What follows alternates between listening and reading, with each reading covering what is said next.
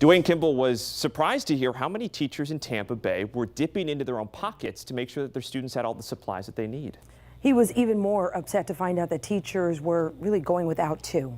10 Tampa Bay reporter Bobby Lewis is on the road in Ybor City with a veteran who has adopted 2 local schools and vows to give them the things he didn't have when he was growing up.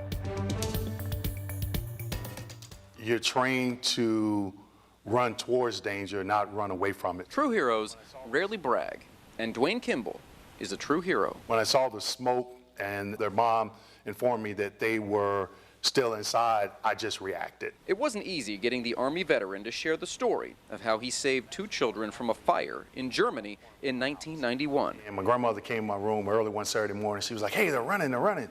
And I saw these guys in combat boots and fatigues and the brown t-shirt. And I was like, man, that is so cool. About a year later, I was doing that. Humble beginnings in Missouri shaped him.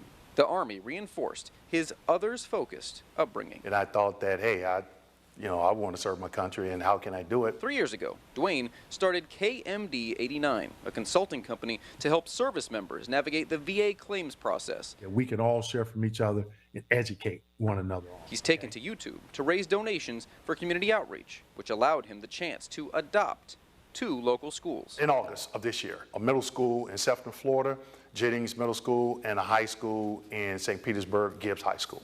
I knew what I wanted to provide, but we reached out to the principals and asked, what do you need? Jennings needed school supplies, a refrigerator, and microwave.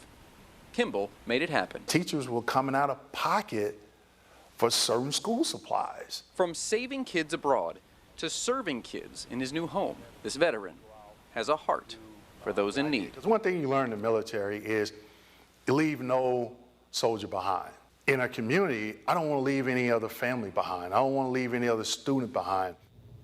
Boy, yeah, I don't think a lot of us really appreciate, too, how much teachers have to give out of their own a lot more than we really understand and know. No doubt, yeah. So Dwayne's next focus is now going to be putting together food donations. Yeah, he's not done. So he hopes to provide Thanksgiving dinner for 15 families of middle school students.